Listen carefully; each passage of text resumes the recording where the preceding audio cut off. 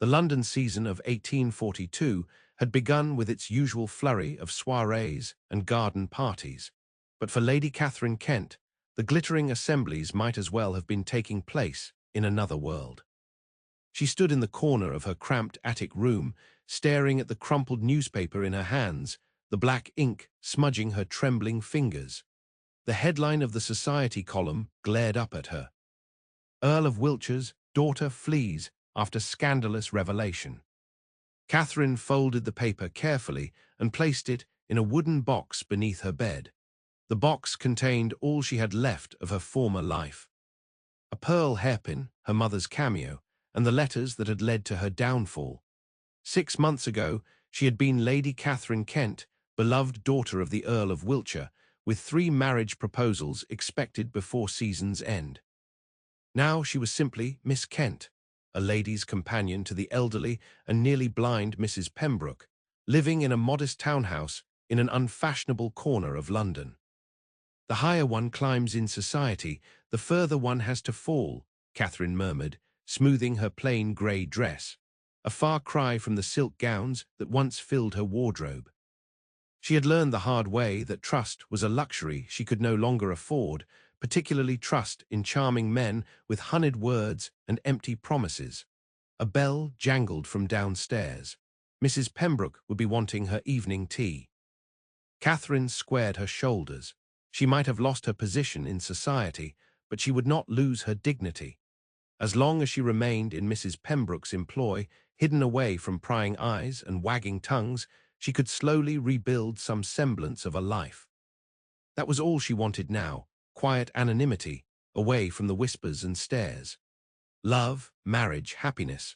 Those dreams had shattered the night her father had discovered her in the garden with Lord Edmund Hartley, the man who had sworn his devotion even as he plotted to ruin her reputation for his own amusement. Never again, she promised herself as she descended the narrow stairs. Never again. The Duke of Blackmoor, Thomas Banning, was not in the habit of visiting dusty bookshops in unfashionable parts of London, but Hatchards had failed to procure the rare botanical text he sought. His grandmother's gardener had mentioned a small establishment near Russell Square that specialized in scientific works, and Thomas found himself intrigued enough to make the journey personally rather than sending a servant. "Your Grace," the shopkeeper bowed, so low Thomas feared the man might topple over. "What an honor to have you grace my humble establishment." Thomas waved away the formalities. "I'm looking for Thornton's Temple of Flora." "I understand you might have a copy." "Indeed, Your Grace. A customer brought one in just last week, if you'll allow me a moment." As the shopkeeper disappeared into the back room, Thomas browsed the crowded shelves. The bookshop was small but meticulously organized, with categories ranging from natural philosophy to poetry. His attention was drawn to the sound of quiet conversation from the corner, where a young woman was helping an elderly lady examine a book. "The print is quite large in this edition, Mrs. Pembroke. Perhaps this would suit your needs better than the Dickens you were considering." Thomas found himself watching the younger woman with interest. She was dressed simply in a grey dress, her chestnut hair modestly arranged beneath a plain bonnet. Nothing about her attire suggested particular beauty or status, yet there was something in her bearing, an unconscious grace in how she held herself, that struck him as incongruous with her station. The elderly woman squinted at the pages. "Read me a passage, dear." The young woman opened the book and began to read, her voice clear and cultivated, with the precise diction that came only from an expensive education. Thomas knew immediately that she was not what she appeared to be. A governess perhaps, or a lady's companion, but her origin was unmistakably gentle. When she glanced up and caught him watching, her eyes widened almost imperceptibly before she quickly lowered her gaze. In that brief moment, Thomas had seen intelligence, wariness, and something else, fear, in her remarkable blue eyes. "Your Grace, I've found the volume," the shopkeeper called, breaking the spell. Thomas completed his purchase, but found himself lingering until the women had finished their transaction. As they prepared to leave, he He positioned himself near the door. "Pardon me," he said, nodding politely to both ladies. "I couldn't help but overhear your interest in literature. Mrs. Pembroke, is it?" The elderly woman peered up at him through her spectacles. "Indeed, sir, and you are." "Thomas Banning, Duke of Blackmoor, at your service." He bowed. "Mrs." Pembroke's companion had gone very still, her face carefully composed, but Thomas noted how her fingers tightened around her reticule. "Your Grace, my goodness," Mrs. Pembroke exclaimed. "What an honor." "This is my companion, Miss Kent." Miss Kent curtsied perfectly, too perfectly for a simple companion. "Your Grace." "Miss Kent has been reading to me since my eyesight began to fail," Mrs. Pembroke continued. "She has been a godsend these past 6 months." 6 months? Thomas filed away this information. "Perhaps you ladies would permit me to escort you to your carriage. These streets can be rather busy." "We walked, I'm afraid," Miss Kent said quietly. "It's not far." "Then I insist on seeing you safely home. My carriage is just outside." Mrs. Pembroke accepted with alacrity, but Thomas didn't miss the flash of alarm in Miss Kent's eyes before she composed her features once more. In the carriage, Thomas engaged Mrs. Pembroke in conversation about her reading preferences, all while observing Miss Kent from the corner of his eye. She sat with perfect posture, her gaze fixed on the passing streets, clearly uncomfortable in his presence. When they arrived at Mrs. Pembroke's modest townhouse, Thomas assisted the elderly woman from the carriage first. As he turned to offer his hand to Miss Kent, she had no choice but to place her gloved fingers in his. The moment their hands touched, she looked directly at him for the first time, and Thomas found himself momentarily disarmed by the intensity of her gaze. "Thank you for your kindness, Your Grace," she said, her voice barely above a whisper. "Good day." Before he could respond, she had slipped past him and up the steps to the house, disappearing inside without a backward glance. Thomas stood for a moment, staring at the closed door. Miss Kent was hiding something, that much was clear, and despite all logic and propriety suggesting he should leave the matter alone, he found himself intrigued. "Jenkins," he called to his driver, "make a note of this address." Catherine paced her small room, her heart still pounding from the encounter with the Duke. Of all the aristocrats in London who might have recognized her, the Duke of Blackmoor was perhaps the most dangerous. Though they had never been formally introduced, she had seen him at several society events before her downfall. More importantly, he was known to be close friends with Lord Edmund Hartley's older brother. "This changes nothing," she told herself firmly. "London is vast. The chances of seeing him again are remote." Yet she couldn't shake the memory of his penetrating gaze, as if he had been trying to place her face. The Duke had a reputation for being uncommonly observant and intelligent, characteristics that had made him both respected and somewhat feared in society circles. Catherine's reverie was broken by Mrs. Pembroke's call from downstairs. "Miss Kent, come down at once. We have received the most extraordinary invitation." Catherine hurried downstairs to find Mrs. Pembroke waving a cream-colored card bearing an elaborate coat of arms. "The Duke has invited us to a small musical evening at his townhouse tomorrow. Can you imagine? He says he particularly hopes to continue our literary discussion." Catherine felt the blood drain from her face. "Mrs. Pembroke, I don't think." "Nonsense, we are going. I haven't been to a proper society event in years." "Oh, what shall I wear? And you, my dear, that grey dress simply won't do. We must find you something more suitable." "I cannot attend such an event," Catherine said desperately. "It wouldn't be proper for a companion to." "The invitation specifically includes you, Miss Kent. See here." Mrs. Pembroke thrust the card at her. Catherine read the elegant script with growing dismay.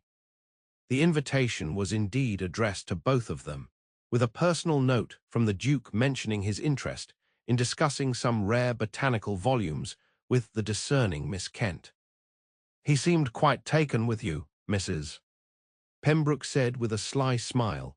And such a handsome man, too, a duke no less. Mrs. Pembroke, please, there can be nothing of that sort. Catherine's voice was sharper than she intended, and she immediately softened her tone.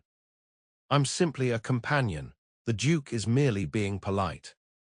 But as she helped Mrs. Pembroke sort through her wardrobe for an appropriate gown, Catherine couldn't escape the sinking feeling that her carefully constructed anonymity was beginning to crumble. Thomas stood by the window in his study, watching as the first carriages arrived for the musical evening. His grandmother, the Dowager Duchess, had been suspicious of his sudden desire to host a small gathering. You've avoided society events for months, and now suddenly you're inviting 36 people to hear a pianist you've never shown interest in before, she had observed shrewdly. Who is she? I don't know what you mean, grandmother, Thomas had replied, but the Dowager was not so easily fooled. I've never known you to be coy, Thomas. It doesn't suit you. The truth was, Thomas wasn't entirely sure why he had been so intrigued by Miss Kent. Perhaps it was the mystery of her obvious genteel background, or the quiet dignity with which she carried herself. Or perhaps it was simply that he had glimpsed something familiar in her eyes, a wariness that mirrored his own caution around society. After Caroline had jilted him 3 years ago, choosing his cousin's title and fortune over their engagement, Thomas had retreated from the marriage mart. He focused instead on managing his estates and expanding his scientific interests. The Blackmoor greenhouses were now famous throughout England for their exotic specimens. His secretary, Mr. Peterson, entered the study with a small stack of papers. I've found some information about Mrs. Pembroke and her companion, Your Grace. Thomas took the papers and scanned them quickly. Mrs. Pembroke was the widow of a moderately successful merchant, living comfortably but not extravagantly on her husband's legacy. Nothing remarkable there, but it was the single sheet regarding Miss Kent that caught his attention. Are you certain this is accurate? He asked, reading the information twice. Yes, Your Grace. She was positively identified by several sources. Lady Katherine Kent, daughter of the Earl of Wiltshire, disappeared from society 6 months ago following a scandal involving Lord Edmund Hartley. The exact nature of the scandal is unclear, but it was sufficient for her father to disown her. Thomas frowned. He knew Edmund Hartley by reputation, a charming rake who had left a trail of broken hearts across London before departing suddenly for the continent last autumn. That his path had crossed with Lady Catherine's and resulted in scandal was troubling. Thank you, Peterson, that will be all. Left alone, Thomas tapped the paper against his palm, considering. Lady Katherine Kent, hiding as a simple companion, estranged from her family, her reputation in tatters. And now she would be entering his home, risking recognition by society. Why had she accepted his invitation? Surely she must realize the danger, unless Mrs. Pembroke had given her no choice. The door opened again, and his butler announced, Mrs. Pembroke and Miss Kent, Your Grace. Thomas set down the papers and turned to greet his guests. Mrs. Pembroke was resplendent in an outdated but well-preserved gown of purple silk. But it was Miss Kent who captured his attention. She wore a simple dress of dark blue that, while modest, was clearly of better quality than the grey garment she had worn in the bookshop. Her hair was arranged more elegantly as well, though still without the elaborate curls favoured by society ladies. She looked, Thomas thought, like a woman trying very hard not to be noticed while still maintaining propriety, hiding in plain sight. Mrs. Pembroke, Miss Kent, he bowed. I'm delighted you could attend. We wouldn't have missed it for the world, Mrs. Pembroke declared. Such an honour, Your Grace. Miss Kent curtsied, keeping her eyes downcast. Thank you for including me in your invitation, Your Grace. It was most kind. Not at all. I rarely meet anyone with a genuine interest in botanical texts. I thought perhaps you might enjoy seeing my collection before the music begins. He turned to Mrs. Pembroke, with your permission, of course. My grandmother would be delighted to keep you company while I show Miss Kent the library. Mrs. Pembroke beamed. "Of course, Your Grace. Catherine, I mean Miss Kent, has such a love of books." Thomas noted the slip with interest. So Mrs. Pembroke knew her companion's true identity. He offered his arm to Miss Kent, who hesitated fractionally before placing her fingers lightly upon his sleeve. As he led her from the room, he felt the tension in her slight frame. "You need not fear recognition here, Lady Catherine," he said quietly once they were in the corridor. "I've been selective with my guest list. None of Edmund Hartley's particular friends are present." She stopped abruptly, her face draining of color. "You know who I am." "Yes," he admitted, "though I assure you, your secret is safe with me." "Why did you invite me here?" Her voice was barely audible, but there was steel beneath the softness. "Initially, curiosity," Thomas replied honestly. "You seemed out of place in that bookshop, yet perfectly at ease discussing literature. I wanted to know your story." "And now that you know it," her blue eyes finally met his, filled with apprehension. "Now I wish to know if the story I've heard is true." Catherine looked away. "Whatever version you've heard, I assure you the reality is worse." "I find that hard to believe," Thomas said gently. "Edmund Hartley has a reputation for manipulation and deceit. Many women have fallen prey to his charm." "I wasn't one of his conquests, if that's what you're implying," Catherine said, a flush rising to her cheeks. "My reputation was ruined, but not in the way society assumes." Before Thomas could respond, they were interrupted by the arrival of several guests. Catherine visibly tensed as they approached, but none showed any sign of recognition. "Perhaps we should continue this conversation in a more private setting," Thomas suggested after the introductions were complete. "The library is just through here." The library was Thomas's favorite room in the London house, with floor-to-ceiling bookshelves and comfortable reading chairs arranged near the fireplace. Catherine's eyes widened as they entered, her gaze sweeping over the impressive collection. "It's beautiful," she said, her guard dropping momentarily. "Thank you. Books have always been a refuge for me." Thomas walked to a glass-fronted cabinet containing his most precious volumes. "The botanical texts are here, including the Thornton I purchased at the bookshop." Catherine approached cautiously, maintaining a proper distance. "Why are you being kind to me, Your Grace? You must know that association with someone in my position can only harm your reputation."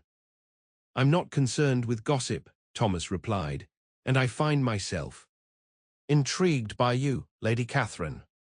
"Miss Kent," she corrected firmly. "Lady Catherine no longer exists." "Very well, Miss Kent, but I would like to hear your story, the truth, not the version whispered in drawing rooms." Catherine studied him for a long moment, as if weighing his trustworthiness against her need for secrecy. Finally, she spoke. "Lord Edmund befriended my brother at Oxford. He began visiting our home frequently, always charming, always attentive. I believed he was courting me." She gave a bitter laugh. "How naive I was. In reality, he was using my brother's gambling debts to pressure him into theft." "Theft," Thomas frowned. "My father possessed certain sensitive diplomatic documents. Edmund wanted them, for blackmail or to sell to foreign interests. I never discovered which. When I found out what he was planning, I confronted him in the garden during a ball." "And you were discovered together?" Thomas guessed. Catherine nodded. "By my father and half the guests. Edmund claimed I had lured him there for improper purposes, that I had been pursuing him for weeks. My father believed him. After all, Edmund was his friend's son, and I was merely a daughter who had embarrassed him." "So you were cast out for trying to prevent a crime," Thomas said, anger coloring his voice. "And Edmund escaped unscathed?" "Not entirely. My brother challenged him to a duel before I left. Edmund was wounded, not fatally, but enough to hasten his departure for the continent." "And your brother?" "Disgraced as well, though not disowned. He's serving in the army now, trying to restore honor to his name." Catherine's voice softened. "He writes when he can. He's the only family member who still acknowledges my existence." Thomas felt a surge of admiration for her courage. To endure such injustice, to rebuild a life from nothing, it spoke to a strength of character rarely found in society. "Miss Kent, I." The library door opened, and the Dowager Duchess entered, her keen eyes taking in the scene. "Thomas, the music is about to begin. Ah, and this must be Miss Kent." The Dowager extended her hand. "I've been eager to meet the young lady who has captured my grandson's interest." Catherine curtsied perfectly. "Your Grace." "It's an honor." The Dowager's eyes narrowed slightly, studying Catherine's face. "Have we met before, my dear? You seem familiar." "I don't believe so, Your Grace," Catherine replied smoothly, though Thomas noticed how her hands clasped tightly together. Well, come along. Mrs. Pembroke has been telling me all about your excellent taste in literature." As they returned to the drawing room, Thomas found himself watching Catherine with growing fascination. Despite her precarious position and the constant fear of discovery, she carried herself with quiet dignity. During the musical performance, he observed how attentive she was to Mrs. Pembroke's comfort, anticipating the older woman's needs without being asked. Later, as guests mingled over refreshments, Thomas overheard one of the matrons commenting on the unusual companion with Mrs. Pembroke. "There's something about her. Do you suppose she might be a governess fallen on hard times? She speaks too well to be from trade." Thomas smoothly inserted himself into the conversation. "Miss Kent is a distant relation of the Pembroke family, I believe. Mrs. Pembroke mentioned they share a great-grandmother." The lie came easily, and Thomas was surprised at his own impulse to protect Catherine's secret. But as he caught her eye across the room and saw the flash of gratitude in her expression, he knew he would do more than tell a simple falsehood to shield her from society's cruelty. In the days following the musical evening, Catherine found herself unable to forget the Duke's kindness. She had expected judgment, or worse, unwelcome advances. After all, a woman in her position was often considered fair game by aristocratic men. Instead, Thomas Banning had listened to her story without condemnation and had even protected her from potential discovery. "He's invited us to view his greenhouse at Blackmoor House tomorrow, Mrs. Pembroke announced over breakfast, waving yet another invitation. "He says the spring orchids are particularly fine this year." Catherine set down her teacup carefully. "Mrs. Pembroke, I'm concerned about these continued invitations." "People will talk." "Let them," the older woman sniffed. "It does my reputation no harm to be seen in the company of a duke, and you deserve some happiness, my dear." "The Duke is simply being kind," Catherine insisted. "There can be nothing more to it." But even as she spoke the words, she remembered the way his eyes had followed her throughout the evening, not with the predatory interest she had come to fear from men of his class, but with something that looked almost like admiration. The following afternoon found them in the Duke's magnificent greenhouse, surrounded by exotic blooms from across the empire. Catherine couldn't help but gasp at the profusion of colors and scents. "This is extraordinary," she said, forgetting her usual reserve as she bent to examine a delicate purple orchid. "My grandmother began the collection, but I've expanded it considerably," Thomas explained, watching her with evident pleasure. "These specimens came from India last year." Mrs. Pembroke had settled herself on a wrought iron bench, fanning herself in the warm, humid air. "Such vigor, Your Grace. One might think you were preparing a botanical exhibition." "Actually, I am," Thomas admitted. "The Royal Botanical Society has requested a display for their summer meeting. I've been cataloguing specimens for weeks, but it's slow work." "Catherine could help you," Mrs. Pembroke suggested. "She has the most beautiful handwriting, and she's quite knowledgeable about plants. Her father's estate had famous gardens." Catherine shot Mrs. Pembroke a warning look, but the damage was done. "Is that so, Miss Kent?" Thomas asked, his expression revealing nothing. "I enjoyed the gardens at my previous position," Catherine said carefully. but I'm hardly qualified to assist with scientific cataloguing." "Nonsense," Mrs. Pembroke declared. The girl practically lived in the greenhouses at Wiltshire Court. Her mother was mad for exotic flowers. An uncomfortable silence fell. Mrs. Pembroke realized her slip too late, her hand flying to her mouth. "I see," Thomas said quietly. He turned to Catherine, who had gone very still. "Perhaps you would show Mrs. Pembroke the water lily house while I arrange for some refreshments." Grateful for the reprieve, Catherine guided Mrs. Pembroke to the adjoining greenhouse. As soon as they were alone, the older woman began apologizing profusely. "I'm so sorry, my dear. My wretched tongue, I wasn't thinking." "It's all right," Catherine assured her, though her heart was pounding. "The Duke already knows who I am. He discovered my identity before the musical evening." Mrs. Pembroke's eyes widened.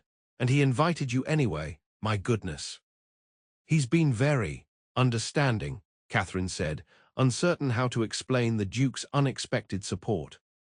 "Well, of course he has," Mrs. Pembroke said with a knowing smile. "The man is clearly smitten with you." "Mrs. Pembroke, that's absurd.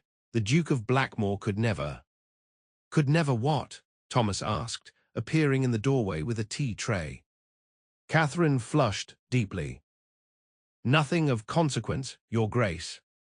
Thomas set down the tray, his expression unreadable. "Mrs. Pembroke, my housekeeper mentioned she has some preserved orange blossoms that might interest you.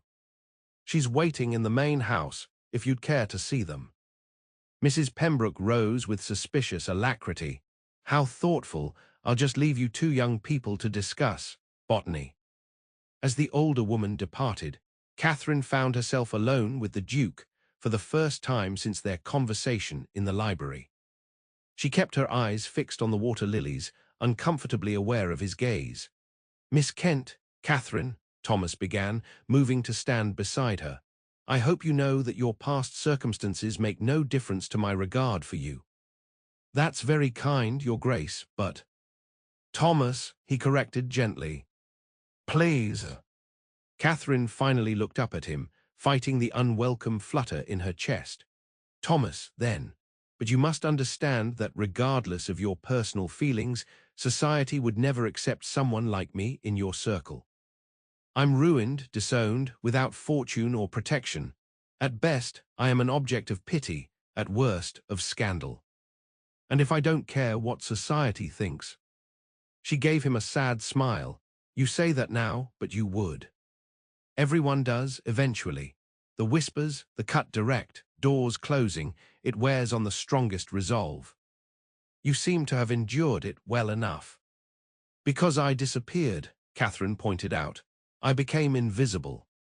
A companion is like a piece of furniture, present but not acknowledged." Thomas reached out and took her gloved hand, his touch sending a shock through her system. "You could never be invisible, Catherine." "Not to me." For a dangerous moment, Catherine allowed herself to imagine what it might be like to accept the warmth in his eyes, to step into the comfort of his regard. But then reality reasserted itself. She gently withdrew her hand. "Your Grace, Thomas, I cannot allow myself to misinterpret your kindness. What happened with Lord Edmund taught me that lesson too well." "I am nothing like Edmund Hartley," Thomas said, his voice hardening. "I didn't mean to suggest—" "I know," he sighed, his expression softening. "Forgive me. I just want you to understand that my interest in you is sincere. And more than that, I believe you've been gravely wronged. I intend to help restore your reputation." Catherine stared at him in disbelief. "That's impossible." "Perhaps not.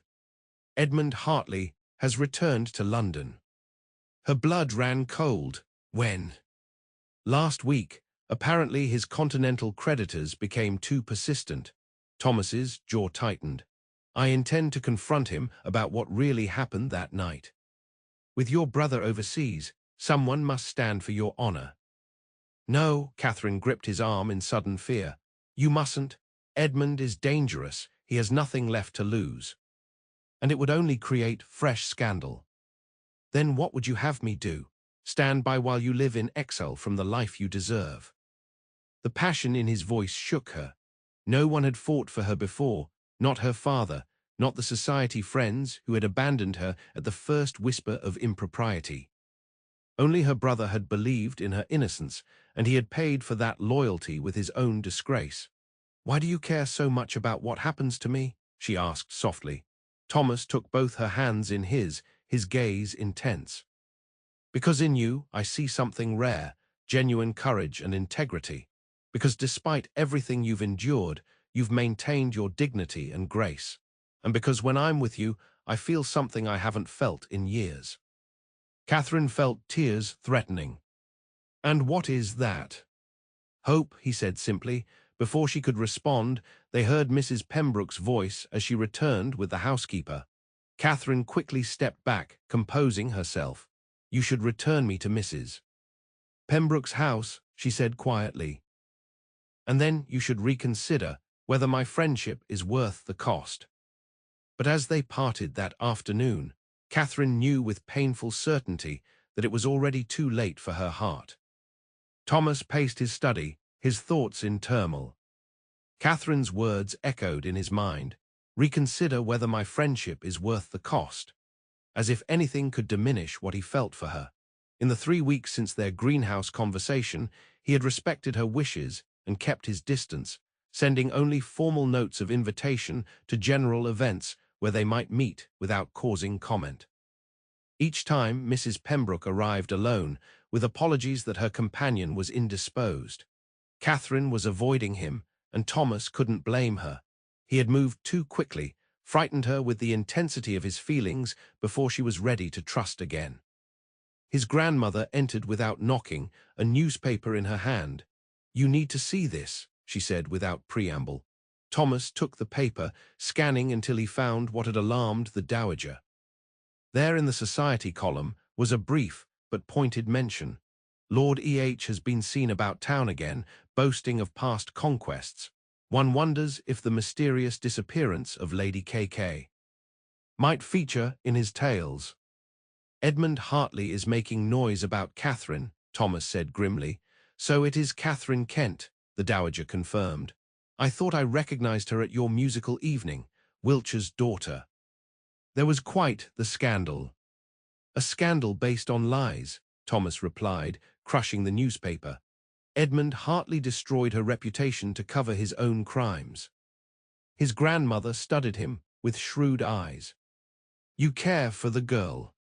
It wasn't a question, but Thomas answered anyway. "Yes." The dowager sighed. "Thomas, I won't pretend to be pleased. The daughter of an earl would normally be an excellent match, but under these circumstances—" "I don't care about circumstances. I care about her." "And what does she care about? Has she encouraged your attentions?" Thomas ran a hand through his hair in frustration. "No, quite the opposite. She's been avoiding me for weeks." "Smart girl," the dowager murmured. "She understands what you apparently don't, that some scandals never fade." "They do if they're proven false." "And how do you propose to do that? Edmund Hartley will hardly confess to his lies." Thomas's expression hardened. "Perhaps he would, with the right persuasion." "Thomas," his grandmother warned, "don't do anything foolish." But Thomas's mind was already made up. He would confront Edmund Hartley tonight at his club, away from society's prying eyes. One way or another, he would extract the truth. Katherine sat by Mrs. Pembroke's bedside, reading aloud from a new novel while the older woman dozed. The peaceful domesticity of the scene belied Katherine's inner turmoil. For 3 weeks she had struggled to forget Thomas Banning, his kindness, his understanding, the way his eyes had lit up when she spoke of things that mattered to her. Foolish girl, she chided herself as she closed the book. She had escaped one disastrous entanglement only to risk her heart again. But Thomas was nothing like Edmund. Where Edmund had been all surface charm concealing malice, Thomas's reserve hid a depth of feeling that had taken her by surprise. A sharp knock at the front door startled her. Mrs. Pembroke's maid appeared moments later, wide-eyed. "Miss Kent, "The Duke of Blackmoor is here. He says it's urgent." Catherine's heart leapt to her throat. "Tell him I'll be down directly." She found Thomas pacing the small drawing room, his usually immaculate appearance slightly dishevelled. When he turned to her, she gasped at the bruise darkening his jaw. "What happened?" she asked, forgetting propriety as she rushed forward. "I had a discussion with Edmund Hartley," Thomas said grimly. Catherine felt the blood drain from her face. "You didn't." "I did. And I've come to warn you. He was not pleased by our conversation. He made threats." "What kind of threats?" Catherine asked, her voice barely above a whisper. "He said he would tell everyone that you and he were intimate, that you had engineered the entire scandal to trap him into marriage, and when that failed, you fabricated the story about diplomatic documents." Catherine sank onto the sofa, her legs suddenly weak. "And why shouldn't society believe him? They already think the worst of me." "Because I have proof that he's lying." Thomas sat beside her, taking her hands in his. "Your brother sent me a letter before he left for the continent. He suspected Edmund might try to rehabilitate his reputation at your expense someday, so he preserved certain evidence, notes between Edmund and his foreign contacts discussing the documents." Catherine stared at him in shock. "My brother sent you this, but how did he know?" "He didn't. He sent similar packets to several men he considered honorable, to be opened only if Edmund ever threatened you again." Thomas squeezed her hands. "I've already dispatched copies to the authorities and Edmund's father. By tomorrow, Edmund Hartley will be facing arrest for treason." "So it's over," Catherine whispered, scarcely daring to believe it. "Almost. There's still the matter of society's perception. The truth about Edmund will help, but my reputation remains in tatters," Catherine finished for him. "Even vindication won't fully restore what I've lost." Thomas took a deep breath. "There is one way to silence all gossip immediately."